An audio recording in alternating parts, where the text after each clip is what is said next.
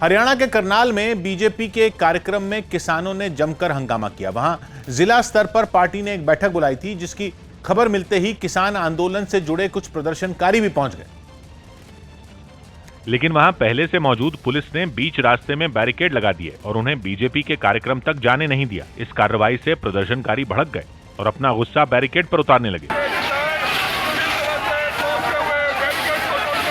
कुछ प्रदर्शनकारी तो आसपास के मकानों की बाउंड्री वॉल से कूदकर आगे बढ़ने की कोशिश करने लगे। वहीं कुछ ने बैरिकेड के किनारे से निकलने की चालाकी दिखाई। हालांकि पुलिस वालों ने उनकी हर तरकीब को नाकाम कर दिया। इसके बाद पुलिस ने हंगामे को शांत कराने के लिए बीजेपी के कार्यक्रम से थोड़ी दूरी पर उन्हें धरना देने की इजाजत दे दी, लेकिन इस पर भी वो नहीं माने और आगे जाने की जिद पर अड़े रहे। ये जो जगह इन्होंने हमें दी है ये हमें मंजूर नहीं, हमने आगे पैलेस तक जाना है। वहीं इस हंगामे के बीच बीजेपी का कार्यक्रम जारी रहा। पार्टी के कई नेता इस बैठक में शामिल हुए। उन्होंने कृषि सुधार कानूनों के विरोध के नाम पर बवाल मचाने वाले लोगों को आड़े हाथ लिया। उनको तो केवल मनोहर सरकार का, मोदी सरकार का विरोध करना है, इनका कोई एजेंडा नहीं। इसके बाद इस कार्यक्रम की सुरक्षा और बढ़ा दी गई। रैपिड एक्शन फोर्स के जवानों को भी वहां तैनात कर दिया गया। सौभाग्य की बात है कि हरियाणा में बीजेपी ने महीना भर पहले त्रिदेव अभियान शुरू किया था, जिसके तहत हर बूथ पर 3 कार्यकर्ताओं को जिम्मेदारी सौंपी जा रही है। और बताया गया कि करनाल के इंद्री कस्बे में बीजेपी के उन्हीं बूथ कार्यकर्ताओं की बैठक थी, जिसका विरोध करने के लिए किसान पहुंच गए। और जब किसानों ने बैरिकेड तोड़कर आगे बढ़ने की कोशिश की तो वहां रैपिड एक्शन फोर्स तैनात करनी पड़ी। देश के कई राज्यों में गुलाब तूफान से मची तबाही के बाद एक और तूफान दस्तक दे रहा है।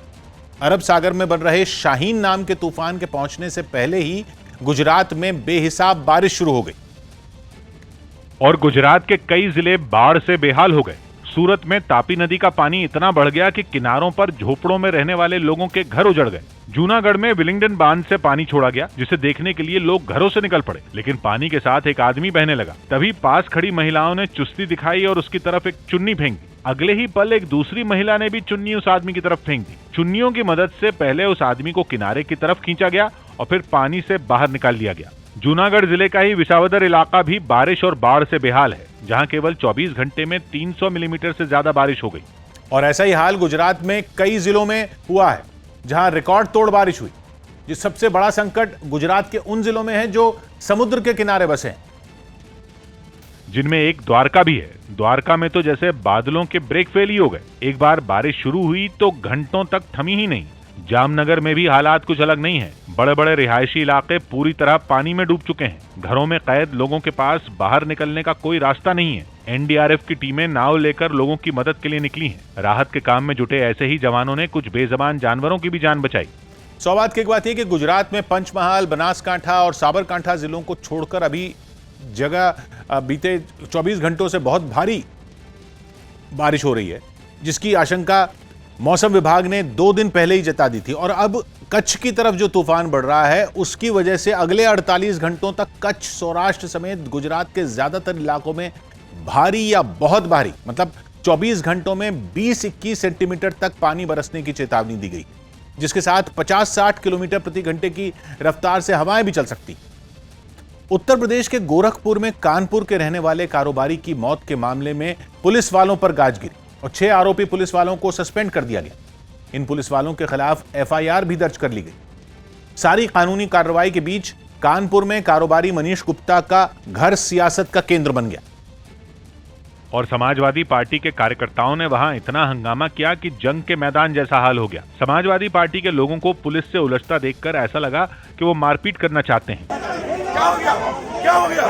क्या हो गया? खूब धक्का मुक्की और कहासुनी हुई और ये सब सिर्फ इसलिए हुआ कि कारोबारी की पत्नी की मुलाकात राज्य के मुख्यमंत्री योगी आदित्यनाथ से पहले अखिलेश यादव से हो जाए। ये जानबूझ के कर रहे हैं। सुबह 6:30 बजे राष्ट्रीय जी का हमारे पास फोन आया। पुलिस वाले वहां पीड़ित की पत्नी को ले जाने आए थे, लेकिन जब वो घर के अंदर जाने लगे, समाजवादी पार्टी के कार्यकर्ता जैसे पागल हो गए। वो सीधा पुलिस से भिड़ गए। काफी देर तक खींचतान और बहस होती रही। बच बचाकर कुछ पुलिस वाले घर के अंदर भी चले गए, लेकिन बाहर बात और बिगड़ गई। महिलाएं हों या पुरुष, किसी ने पुलिस का लिहाज नहीं किया। नौबत ये आ गई कि दोनों तरफ से तू मैं होने लगी। जैसे तैसे पुलिस ने उन्हें धक्का देकर वहां से हटाया। लेकिन इसी बीच अखिलेश यादव वहां पीड़ित के परिवार से मिलने पहुंच गए। उन्होंने मांग की कि पीड़ित के परिवार को 2 करोड़ रुपए की मदद मिले। साथ ही उन्होंने अपनी पार्टी की तरफ से 20 लाख रुपए की मदद का ऐलान किया। कहा जा रहा है कि अखिलेश यादव ने सुबह ही वहां आने की जानकारी दे दी थी और वो अपने तय कार्यक्रम के हिसाब से कारोबारी के परिवार वालों से मिलने पहुंच गए। घर के अंदर जाने से पहले वो पुलिस के बहाने योगी आदित्यनाथ पर हमला करना नहीं भूले। इनके कार्यकाल में पुलिस रक्षा नहीं कर रही है, पुलिस लोगों की जान ले रही है। इस बीच राहुल गांधी ने ट्वीट कर दिया और पीड़ित परिवार को भरोसा दिया कि वो इस लड़ाई में उनका साथ देंगे। विरोधी भले ही राज्य की योगी सरकार को कटघरे में खड़ा करें, लेकिन मुख्यमंत्री ने साफ कर दिया कि दोषी पुलिस वाले हों या कोई और, उन्हें बख्शा नहीं जाएगा। मैंने उसी दिन गोरखपुर पुलिस को कहा था कि इसमें तत्काल मुकदमा दर्ज होना चाहिए और दोषी कोई भी हो बख्शा नहीं जाएगा।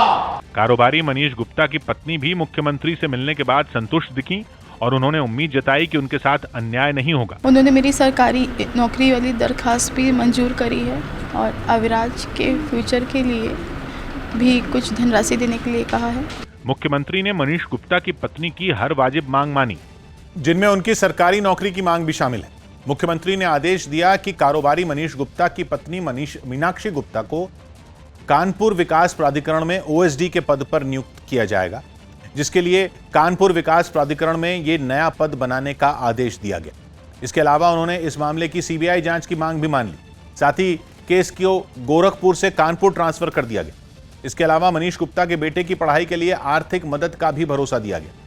यही नहीं, यूपी पुलिस ने ट्वीट करके जानकारी दी कि इस मामले में 6 आरोपी पुलिस वाले निलंबित किए जा चुके हैं और उनके खिलाफ एफआईआर दर्ज हो चुकी। इसके अलावा गोरखपुर के एडीजी, डीआईजी और एसएसपी को जांच के बाद सख्त कार्रवाई के भी निर्देश दिए गए। इससे पहले एक वीडियो वायरल हुआ और दावा किया गया कि ये वीडियो कानपुर के कारोबारी की मौत से जुड़ा हुआ है। कहा जा रहा है कि वीडियो में दिख रहे 2 अधिकारी गोरखपुर के कलेक्टर और एसएसपी हैं, जिन पर पीड़ित के परिवार पर केस न दर्ज करने के लिए दबाव बनाने का आरोप लगा। वीडियो में ये लोग ये बात खुद कहते दिखे। होने के बाद आपको अंदाजा नहीं है, मुझे पता नहीं कि आपको पता नहीं, सालों तक कोर्ट में ये है कि जिसके बाद पीड़ित परिवार के लोगों ने 2 टूक कहा कि वो उनकी बात नहीं मानेंगे। उनको पूरी तरीके से नौकरी से हटाइए, मुझे या तो मुझे जान के बदले जान चाहिए। आरोप है कि गोरखपुर पुलिस ने इस मामले में केस दर्ज करने में आनाकानी की, जबकि पीड़ित का परिवार ये आरोप लगाता रहा कि कानपुर से आए मनीष गुप्ता को होटल में पुलिस वालों ने इतना मारा कि उनकी जान चली गई। कहा जा रहा है कि पुलिस उस होटल में चेकिंग करने पहुंची थी और जब उसने मनीष से पहचान पत्र मांगा तो थोड़ी कहासुनी हो गई, जिसके बाद पुलिस वाले भड़क गए और उन्होंने मनीष गुप्ता को पीट दिया, जिसकी वजह से उन्हें गंभीर चोटें आईं और अस्पताल में इलाज के दौरान उन्होंने दम तोड़ दिया। खबर है कि पोस्टमार्टम रिपोर्ट में भी कारोबारी के शरीर पर गंभीर चोट मिलने की पुष्टि हुई। पता चला कि पोस्टमार्टम रिपोर्ट में बताया गया कि मनीष गुप्ता के पूरे शरीर पर चोट के निशान मिले, खासकर कोहनी, सिर और मांसपेशियों में गहरे जख्म दिखे। पोस्टमार्टम एक पैनल ऑफ डॉक्टर्स के द्वारा कराया गया, उसकी वीडियोग्राफी भी कराई गई और जब मृतक के परिजन वहां पहुंचे हैं, उन्होंने जो भी लिख के दिया वही एफआईआर दर्ज की गई। सौभाग्य की बात है कि गोरखपुर में जिस थानेदार की अगुवाई में पुलिस वालों ने आधी रात में होटल में छापा मारा, उसी थानेदार पर 1 महीने पहले भी लॉकअप में एक युवक को पीटने का आरोप लगा था, जिसकी मौत पर बवाल भी हुआ। लेकिन तब उन आरोपों को रफा दफा कर दिया गया और इस बार भी शुरुआत में प्रॉपर्टी कारोबारी मनीष गुप्ता की मौत के आरोपी पुलिस वालों पर एफआईआर दर्ज करने में आनाकानी हुई, जिस पर सीएम योगी आदित्यनाथ को दखल देना पड़ा, जिन्होंने ये भरोसा भी दिया कि जांच में दोषी पाए जाने पर पुलिस वालों को नौकरी से बर्खास्त कर दिया जाएगा। दिल्ली की ट्रैफिक पुलिस ने उन लोगों के खिलाफ एक खास अभियान शुरू किया जो जुर्माने से बचने के लिए अपनी गाड़ियों की नंबर प्लेट से छेड़छाड़ करते हैं। आरोप है कि तेज रफ्तार गाड़ी चलाने वाले अपनी गाड़ियों की नंबर प्लेट को या तो स्टिकर से या काले धागे से छिपाने की कोशिश करते हैं, ताकि उनकी गाड़ियां जगह जगह लगे सीसीटीवी कैमरों की नजर में ना आ सके और वो जुर्माने से बच सकें। लेकिन ऐसे लोगों पर सख्ती दिखाते हुए ट्रैफिक पुलिस ने खास अभियान शुरू कर दिया।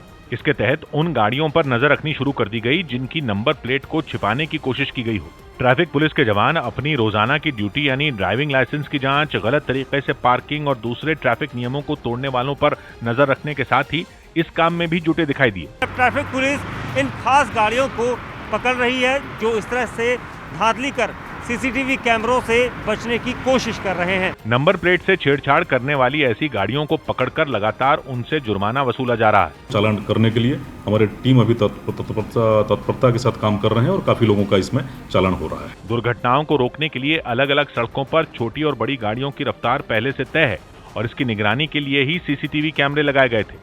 सौभाग्य की बात यह कि हम में कुछ लोगों को ट्रैफिक के नियमों को तोड़ने की आदत पड़ चुकी है, जिसे बदलने में जाने कितनी दिक्कत होती है कि कुछ लोग गाड़ी की नंबर प्लेट बदल सकते हैं लेकिन ठीक से गाड़ी चलाने के लिए तैयार नहीं है। और ऐसे सयाने लोग ये भी भूल गए कि नंबर प्लेट में छेड़छाड़ करके कैमरे को तो धोखा दे सकते हैं, लेकिन सड़कों पर ट्रैफिक पुलिस भी रहती है जो नंबर प्लेट में बदलाव पर भी चालान काट सकती है, क्योंकि कानून में यह भी साफ साफ लिखा है कि गाड़ी की नंबर प्लेट का रंग और उस पर लिखे नंबरों और अक्षरों की लंबाई मोटाई कितनी होनी चाहिए। मुंबई की आर्य कॉलोनी के लोग दहशत में जी रहे हैं। लोगों को डर है तेंदुए का, जो कभी भी हमला कर सकता है। वन विभाग की कोशिशों के बावजूद तेंदुआ अब तक पिंजरे में कैद नहीं हुआ है। जबकि आर्य कॉलोनी की एक बुजुर्ग महिला पर हुए हमले का वीडियो लोगों को और डरा रहा है। महिला अपने घर के बाहर बैठी हुई थी। तेंदुआ टकटकी लगाए महिला को अपने शिकार की तरह ताक रहा था। अचानक बुजुर्ग महिला के करीब तेंदुआ पहुंच गया और उन पर हमला कर दिया। बुजुर्ग महिला अपनी बैसाखी साथ लेकर बैठी थी। जैसे ही उन्होंने तेंदुए को देखा, उन्होंने बैसाखी से उस पर वार करने की कोशिश की, लेकिन इसीलिए तेंदुए ने बिजली की गति से छलांग लगाते हुए उन्हें नीचे गिरा दिया। महिला ने हिम्मत नहीं हारी और तेंदुए का मुकाबला किया। नीचे गिरने के बाद पहले उसे लात मारी, फिर थोड़ा सा खुद को संभाला और बैसाखी से ताबड़तोड़ वार किए। आखिरकार तेंदुआ डर कर भाग गया। केवल 10 सेकंड की इस मुठभेड़ के बाद महिला के परिवार के लोग भी मौके पर पहुंच गए। हालांकि महिला की जान तो बच गई, लेकिन तेंदुए के हमले में वो जख्मी हो गई, जिसके बाद उन्हें इलाज के लिए अस्पताल में भर्ती करा दिया गया। लेकिन वन विभाग ने तेंदुए को पकड़ने की कोशिश तेज कर दी, क्योंकि जिस आर्य कॉलोनी में ये घटना हुई वो जंगल के बीच में है। पिछले 20 दिन में तेंदुए के हमले की ये 5वीं घटना है। इस समय न्यूज़ 18 इंडिया की टीम उसी जगह पर है जहां पर तेंदुए का सबसे ज्यादा खौफ है। इसीलिए लोगों में खौफ का माहौल है। लोग अपने घरों से अंधेरा होने के बाद निकलते तक नहीं। वन विभाग की टीम जंगल में पिंजरों का जाल बिछा चुकी है। ऐसे कई पिंजरे जंगल के बीचों बीच लगाए गए हैं जिनमें मुर्गियां रखी गई हैं। कोशिश ये है कि जैसे ही शिकार पर हमला करने के लिए तेंदुआ पिंजरे में आएगा, पिंजरा अपने आप बंद हो जाएगा। तेंदुए को पकड़ने के लिए बाकायदा इस तरीके के जो पिंजरे हैं वो अलग अलग इलाकों में रखे गए हैं। इससे पहले भी तेंदुए के हमलों की घटनाएं हो चुकी हैं। आसपास के कई इलाकों से तेंदुए की तस्वीरें सीसीटीवी में रिकॉर्ड हुई हैं। कुछ दिन पहले तो सड़क पर चलते तेंदुए को एक लड़के ने अपने मोबाइल से रिकॉर्ड किया था। सौभाग्य की बात है कि मुंबई की आर्य कॉलोनी जंगलों से घिरी है और यहीं पर संजय गांधी नेशनल पार्क भी है, जहां तेंदुए भी हैं जो अक्सर शिकार की तलाश में आर्य कॉलोनी और वहां के जंगलों के बीच बसे आदिवासी समुदाय के गांवों में घुस जाते हैं और पालतू जानवर या मुर्गियों के अलावा आम लोगों पर भी हमला कर देते हैं। मध्य प्रदेश के दमोह में बिजली काटे जाने से लोगों का गुस्सा फूट पड़ा। गांव वालों ने आरोप लगाया कि बिजली विभाग ने पूरे गांव की बिजली काट दी, जिसके विरोध में लोगों ने जबलपुर की तरफ जाने वाले हाईवे पर चक्का जाम कर दिया। और इस विरोध प्रदर्शन में गांव के करीब 500 परिवार शामिल बताए गए। ये लोग हाईवे को जैम कर नारेबाजी करने लगे, जिन पर काबू पाने के लिए पुलिस की एक टीम वहां मौजूद नजर आई। इस प्रदर्शन की वजह से हाईवे घंटों तक बंद रहा और वहां गाड़ियों की लंबी कतार लग गई। हम लोगों की कोई सुनवाई नहीं हो रही, इसलिए सर हम लोग चक्का जाम किए हुए। एक बस ड्राइवर ने जब निकलने की कोशिश की तो विरोध जता रहे लोग उस बस के आगे लेट गए। हालांकि पुलिस ने लोगों को समझाने की पूरी कोशिश की, पर वो अपनी मांग पर अड़े रहे, जिसकी वजह से आखिरकार वहां बिजली की बहाली करनी ही पड़ी। लाइट मतलब आ गई है इनकी और ये सब लोग चले गए। गाँव वालों का हंगामा काफी देर तक जारी रहा, जिसके खत्म होते ही हाईवे पर फिर से गाड़ियों का आना जाना शुरू हो गया। सौभाग्य की बात है कि दमोह में प्रधानमंत्री आवास योजना के तहत जिन गरीबों के घर बने हैं उनको बिजली का कनेक्शन नहीं दिया गया और कुछ दिन तक तो दमोह शहर से जुड़े गांव के ऐसे घरों में नगर परिषद ने बिजली सप्लाई की। लेकिन अब नगर परिषद ने भी हाथ खड़े कर दिए और जब लोगों के घरों की बिजली गुल हुई तो उनका सब्र जवाब दे गए। उत्तर प्रदेश के उन्नाव से एक चौंकाने वाला वीडियो सामने आया। वहां एक महिला को अकेला पाकर बदमाश ने उसकी चेन लूटने की कोशिश की, पर उसने जबरदस्त हिम्मत दिखाई और लुटेरे से भिड़ गई, जिसका एक सीसीटीवी वीडियो भी सामने आया, जिसमें वो महिला सड़क पर खड़ी दिखाई दी और ठीक उसके पीछे मोटरसाइकिल सवार एक बदमाश उस पर नजर गड़ाए दिखा। चेन छीनने के इरादे से बदमाश उसकी तरफ बढ़ा, लेकिन जैसे ही उसने झपट्टा मारा, औरत ने पूरी ताकत से उसे खींचकर जमीन पर गिरा दिया। जैसे ही लुटेरे का दांव उल्टा पड़ा, उसने भागने की कोशिश की, लेकिन महिला की पकड़ से वो निकल नहीं पाया। उसने लुटेरे का कॉलर पकड़ा और थप्पड़ जड़ने शुरू कर दिए। जैसे ही वहां शोर मचा, आसपास के लोग भी इकट्ठा हो गए उन लोगों ने भी बदमाश को पहले तो जमकर पीटा और फिर उसे पुलिस के हवाले कर दिया। सौभाग्य की एक बात यह कि महिला के गले से चेन छीनने की कोशिश कानपुर लखनऊ हाईवे पर एक सीएनजी पंप के सामने हुई, जहां महिला का पति कार में सीएनजी भरवा रहा था, लेकिन अकेली महिला ने अपने आप को बचाने के साथ उस बदमाश को भी दबोच लिया, जिसके बारे में बताया जा रहा है कि 2 दिन पहले उसने उन्नाव में एक महिला पुलिसकर्मी की चेन छीनने की बात भी कबूल की। बंगाल के भवानीपुर में उपचुनाव के दौरान हिंसा हो गई। बंगाल में विधानसभा चुनाव के दौरान भी खूब हिंसा हुई। भवानीपुर में बीजेपी और टीएमसी की सीधी टक्कर है। उनके समर्थक पोलिंग बूथों के बाहर दिन भर डटे रहे, लेकिन एक बूथ पर दोनों पक्षों की झड़प हो गई। बीजेपी और टीएमसी के कार्यकर्ता अपनी सियासी लड़ाई सड़क पर लड़ने लगे और बारिश के बीच एक दूसरे से भिड़ गए,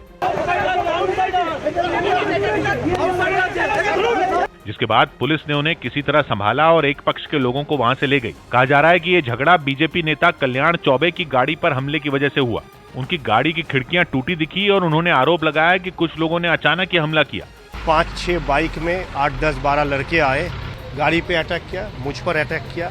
इससे पहले बीजेपी प्रत्याशी प्रियंका टिब्रेवाल ने आरोप लगाया कि भवानीपुर में फर्जी मतदान करवाया गया। बच्चों को, कॉलेज के बच्चों को इनको ये पकड़ा दे रहे हैं, जो बच्चे देखने में अच्छे परिवार से लगते हैं उनको ये पकड़ा दे रहे हैं कि जाओ वोट दे करके आओ। लेकिन टीएमसी ने इन आरोपों को हवाई बोल दिया। नाचते ना जानले उठान बेका जाने हारबे তাই আগের থেকে ওর বেসটা তৈরি করে রাখে। भवानीपुर में ममता बनर्जी की टक्कर बीजेपी की प्रियंका टिब्रेवाल से है और शाम 5 बजे तक वहां 50% से ज्यादा वोट डाले गए। भवानीपुर की लड़ाई बहुत खास है क्योंकि वहां जीत हार का फैसला ममता बनर्जी की किस्मत का फैसला करेगा। ममता भवानीपुर से वोटर भी हैं और वो वहां वोट डालने पहुंची। वोट डालकर निकलने के बाद पोलिंग बूथ के बाहर रुकी। गाड़ी का दरवाजा खोलकर ममता खड़ी हुई और उन्होंने लोगों का अभिवादन किया। अभी मतदान के केंद्र के अंदर गई हैं वोट डालने के लिए। ममता बनर्जी वोट डालकर आ गई हैं। आप देख सकते हैं ममता बनर्जी वहां पर मतदान केंद्र से बाहर निकल चुकी हैं। ममता के भतीजे अभिषेक बनर्जी ने भी भवानीपुर में वोट डाला। भवानीपुर समेत पश्चिम बंगाल की 3 सीटों पर उपचुनाव हुए। मुर्शिदाबाद जिले की शमशेरगंज और जहांगीरपुर सीट पर भी वोट डाले गए। सौभाग्य की एक बात है कि पश्चिम बंगाल में 3 विधानसभा सीटों पर उपचुनाव हुए, जिनमें मालदा दक्षिण जिले की शमशेरगंज और मुर्शिदाबाद जिले की जहांगीरपुर में 3/4 से ज्यादा लोगों ने वोट डाले। लेकिन सबसे हॉट सीट कोलकाता की भवानीपुर में वोटिंग थोड़ी ठंडी रही, जबकि सीएम ममता बनर्जी के चुनाव लड़ने की वजह से सबसे ज्यादा चुनावी गर्मी भवानीपुर में ही थी, जहां चुनाव प्रचार के दौरान टीएमसी और बीजेपी के समर्थकों में कई बार मारामारी की नौबत आई थी। और वोटिंग के दौरान भी सबसे ज्यादा बवाल भवानीपुर में ही हुआ, जिसके नतीजे 3 अक्टूबर को आएंगे। पश्चिम बंगाल के आसनसोल में बीते 2 दिन से हो रही बारिश लोगों के लिए आफत बन गई। आसमान से बरस रही इस मुसीबत की वजह से गारुई और नुनिया नदी आफान पर आ गई और उन नदियों का पानी वहां के कई इलाकों में जा घुसा, जिसने वहां रहने वाले लोगों की परेशानी इस कदर बढ़ा दी कि वो घर और बाहर हर जगह सिर्फ इस मुसीबत से छुटकारा पाने के तरीके ढूंढने लगे। वहां के एक इलाके से जो तस्वीरें सामने आई, उनमें सड़क पर पानी ऐसे बहता दिखा जैसे कोई नदी हो। उस पानी में सामान ढोने वाली गाड़ियों से लेकर बड़े बड़े ट्रक भी फंस गए और उस इलाके में बनी झोपड़ियां तो जैसे कहीं गुम ही हो गईं। छोटे छोटे बच्चे तमाम जो परेशानी का सामना करना पड़ता है। वहां के एक दूसरे इलाके से सामने आई तस्वीरों में कई मकानों की पहली मंजिल तक पानी भर गया। ऐसे में उनके अंदर जाने का रास्ता भी बंद हो गया। इन हालात में उन मकानों में रहने वाले लोगों ने छत पर पहुंचकर मुश्किल में पड़ी अपनी जान को सुरक्षित रखने की कोशिश की। सौभाग्य की बात है कि मानसून अगर सामान्य होता तो उसकी विदाई का ऐलान हो चुका होता, लेकिन पश्चिम बंगाल में अभी बाढ़ का संकट गहराया हुआ है, जहां इस महीने बंगाल की खाड़ी में 6 समुद्र की सतह का तापमान बढ़ा, जिसकी वजह से दक्षिण बंगाल में भारी बारिश लगातार होती रही। बीते 24 घंटों में आसनसोल में करीब 40 सेंटीमीटर पानी बरसा, जिसे दामोदर और अजय जैसी बड़ी नदियों ने तो जैसे तैसे बर्दाश्त कर लिया, लेकिन छोटी नदियों में उफान आने से उनका पानी गांव में भर गया। उत्तर प्रदेश के चंदौली में एक बीजेपी नेता को सब इंस्पेक्टर से बदसलूकी करना महंगा पड़ गया। थाने में पुलिस वालों को धमकाने के आरोप में उसे गिरफ्तार कर लिया गया।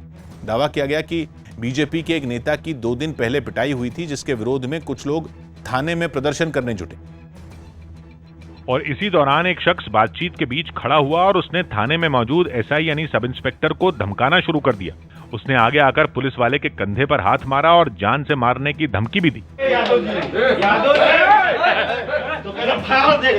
जैसे ही वीडियो वायरल हुआ, पुलिस वाले की शिकायत पर आरोपी को गिरफ्तार कर लिया गया। अभियुक्त को गिरफ्तार कर लिया गया है और अग्रिम विधिक कार्रवाई की जा रही है। हालांकि इस दौरान वहां कई और लोग भी मौजूद दिखे, जिन्होंने आरोपी को रोकने की कोशिश की, लेकिन उसने किसी की नहीं सुनी। सौभाग्य की बात है कि चंदौली में बीजेपी नेता और पुलिस का बवाल 2 दिन पुराना है, जहां किसी केस की पैरवी करने पहुंचे एक स्थानीय बीजेपी नेता के साथ कुछ पुलिस वालों ने मारपीट की थी और बीजेपी के दूसरे नेताओं के दबाव में आरोपी दारोगा और 3 पुलिस कांस्टेबल के खिलाफ केस भी दर्ज हो गया था। लेकिन बात खत्म करने के बजाय एक बीजेपी नेता ने दारोगा को ही धमकाना शुरू कर दिया और मामला चूंकि वर्दी की इज्जत बचाने का था, इसलिए पुलिस ने बीजेपी नेता को जेल भेज दिया। पंजाब की राजनीति में मची उथल-पुथल ने भारत की फुटबॉल टीम के गोलकीपर को परेशान कर दिया। इतना परेशान कि उन्हें ट्विटर पर अपनी परेशानी लिखनी पड़ी और इस परेशानी की वजह बन गया उनका नाम। भारतीय टीम के गोलकीपर का नाम है अमरिंदर सिंह, यानी वही नाम जो पंजाब के पूर्व मुख्यमंत्री का भी है। इसीलिए ट्विटर पर लोगों ने कैप्टन अमरिंदर सिंह समझकर गोलकीपर अमरिंदर सिंह को टैग करना शुरू कर दिया। सियासी उठापटक के बीच लोग धड़ाधड़ उनसे सवाल भी करते रहे और आगे की राजनीति के लिए सलाह भी खूब देते रहे। थककर गोलकीपर अमरिंदर सिंह को ट्विटर पर लिखना पड़ा कि लोग उन्हें इस तरह के ट्वीट में टैग करना बंद करें, वो पंजाब के पूर्व मुख्यमंत्री नहीं है। हालांकि उनकी परेशानी को खुद कैप्टन अमरिंदर सिंह ने समझा और ट्विटर पर उन्हीं के ट्वीट को रीट्वीट करते हुए उनके साथ हमदर्दी भी जताई और खेल में उनके भविष्य के लिए शुभकामनाएं भी दी। गैंगस्टर जितेंद्र गोगी की कोर्ट में सरेआम हत्या के बाद गैंगस्टर काला जठेड़ी को भी अपने एनकाउंटर का डर सता रहा है। न्यूज़ 18 के आनंद तिवारी की रिपोर्ट है कि काला जठेड़ी ने दिल्ली की पटियाला हाउस कोर्ट में एक अर्जी लगाते हुए अपनी सुरक्षा की मांग की। यही नहीं, उसने ये मांग भी की कि पेशी के दौरान उसे हाथों में हथकड़ी और पैरों में बेड़ियां पहनाकर ही कोर्ट में पेश किया जाए, ताकि पुलिस पेशी के दौरान भागने की दलील देकर उसका एनकाउंटर न कर सके। इसके अलावा पेशी के दौरान बिना फीते वाले जूते पहनाए जाने की भी मांग की। हालांकि कोर्ट ने काला जठेड़ी की अर्जी मंजूर कर ली और पुलिस को उसे पूरी सुरक्षा मुहैया कराने के आदेश दे दिए कि इनको प्रॉपर पुख्ता सिक्योरिटी के अंदर ही प्रोड्यूस किया जाएगा, क्योंकि मेरे क्लाइंट को एप्रीहेंशन थी कि उनका कोई भी फिर एनकाउंटर पुलिस कर सकती है।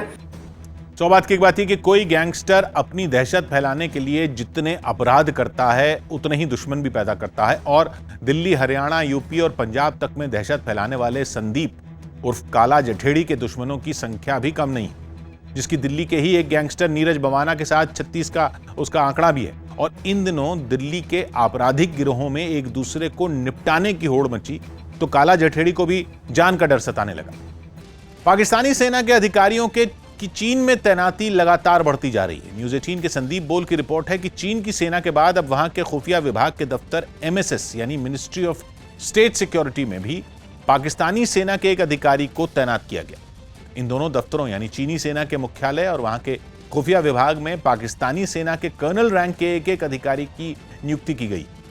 यही नहीं, भारत और चीन की सीमाओं के पास भी पाकिस्तानी सेना के 2 अफसर तैनात किए गए। बताया गया कि पिछले कुछ महीनों में राजधानी बीजिंग के दूतावास में भी पाकिस्तानी सेना के कई अधिकारियों ने कामकाज संभाला। खबर है कि चीन के साथ सैन्य समझौते और पाकिस्तान में चल रहे कई प्रोजेक्ट को देखते हुए पाकिस्तानी दूतावास में सेना के इतने अधिकारियों को रखा गया है। सौभाग्य की बात यह कि चीन के लिए पाकिस्तान सबसे कारगर मोहरा है, क्योंकि पाकिस्तान की खुफिया एजेंसी ISI और पाकिस्तानी सेना ने अमेरिका के साथ लंबे समय तक काम किया और अमेरिका इस वक्त चीन का सबसे बड़ा दुश्मन, जिसके कई राज पाकिस्तान की सेना के पास है। जबकि ISI की साजिश का जाल भारत में भी फैला हुआ है, जो भारत की पीठ में छुरा भोंकने के लिए चीन के काम आ सकता है। और अफगानिस्तान में तालिबान के साथ तालमेल बिठाने के लिए भी पाकिस्तान की सेना ही चीन को असरदार दिख रही।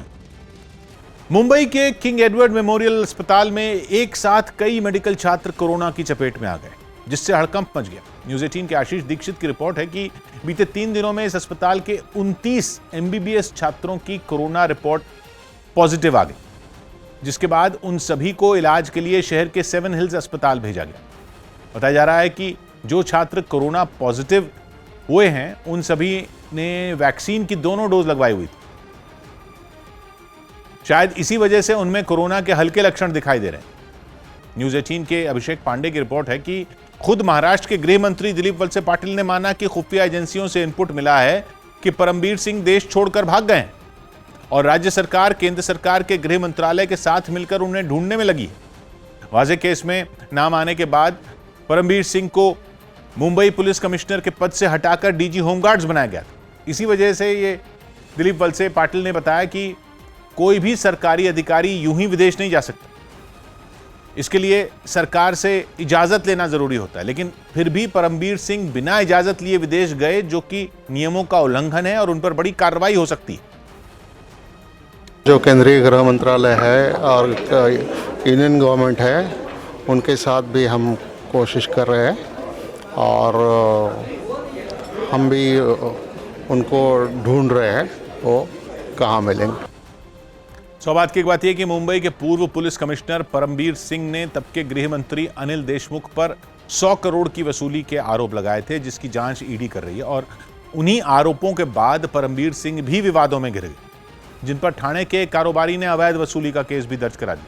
और उसी मामले में ठाणे पुलिस ने 1 महीना पहले परमबीर सिंह के खिलाफ लुकआउट नोटिस जारी किया था, जिनकी कोई खोज खबर नहीं मिली तो महाराष्ट्र के गृह मंत्री ने उनके विदेश भागने का शक जता दिया।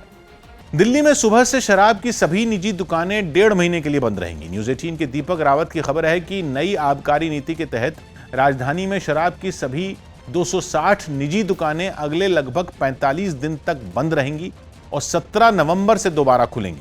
यानी इस दौरान दिल्ली में सिर्फ सरकारी दुकानों पर ही शराब मिल पाएगी। ये हो इसलिए रहा है क्योंकि नई आबकारी नीति के हिसाब से दिल्ली सरकार ने इन 260 दुकानों की जगह नए लाइसेंस जारी किए और उन्हें 17 नवंबर तक का वक्त दिया गया ताकि वो अपनी दुकानों को मॉडर्न अवतार दे सकें, उनमें ग्राहकों के लिए हर सुविधा का इंतजाम कर सकें। नई आबकारी नीति में सरकार ने उन सुविधाओं की लंबी चौड़ी लिस्ट जारी की है जो शराब की नई दुकानों में देनी जरूरी होगी। शराब की दुकानों के बाहर जो लंबी कतारें लगती हैं, नई नीति लागू होने की वजह से अब वो नहीं लग पाएंगी। यानी दुकानें अब बड़ी होंगी और उनमें ऐसी व्यवस्था भी करनी होगी ताकि ग्राहक दुकान के अंदर जा सकें और सामान लेकर सीधा निकल जाएं। इतना ही नहीं, शराब की हर दुकान का एयर कंडीशन होना भी जरूरी होगा। दुकान में रोशनी का भी पूरा इंतजाम करना होगा और वहां दरवाजे भी शीशे के लगवाने होंगे। वहीं शराब की दुकान के आसपास माहौल न बिगड़े, इसकी जिम्मेदारी भी उसके मालिक पर ही होगी। अगर दुकान की वजह से आस पड़ोस में बवाल हुआ तो दुकानदार का लाइसेंस रद्द कर दिया जाएगा। दुकान के अंदर और बाहर सीसीटीवी कैमरे लगवाने होंगे और 1 महीने तक उनकी रिकॉर्डिंग भी रखनी होगी। एक और बात जो नई आबकारी नीति की अहम है वो ये कि दिल्ली में 17 नवंबर से शराब एमआरपी के बजाय मार्केट रेट के हिसाब से बिकेगी, जिसे सरकार तय करेगी। किसान आंदोलन की वजह से दिल्ली की सीमाओं के पास सड़क जाम किए जाने पर सुप्रीम कोर्ट ने कड़ी नाराजगी जताई। न्यूज़ 18 के एहतशाम खान की रिपोर्ट है कि एक जनहित याचिका पर सुनवाई के दौरान जस्टिस एसके कौल ने सवाल किया कि आखिर हाईवे को हमेशा के लिए कैसे बंद किया जा सकता है, क्योंकि आंदोलन को खत्म करने के कई तरीके हैं, जैसे बातचीत से या फिर अदालत से, लेकिन हमेशा के लिए रास्ते कैसे बंद कर सकते हैं। इस पर सॉलिसिटर जनरल तुषार मेहता ने बताया कि कोर्ट ने रास्ता खाली करने के कई आदेश दिए हैं लेकिन किसान मान ही नहीं रहे, तो सुप्रीम कोर्ट ने कहा कि आदेश का पालन कराना सरकार का काम है। फिर तुषार मेहता ने यह जानकारी दी कि किसान बातचीत के लिए सामने नहीं आ रहे हैं। तब जज ने यह निर्देश दिया कि वो इस मुद्दे पर एक अर्जी कोर्ट में दाखिल करें और जो भी किसान नेता हैं उनके नाम बताएं, फिर आगे की कार्रवाई हो।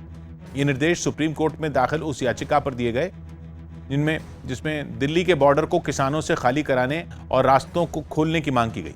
कृषि सुधार कानून के खिलाफ किसान आंदोलन की वजह से दिल्ली के बॉर्डर पर कई रास्ते बंद हैं, जिससे लोगों को परेशानी हो रही है।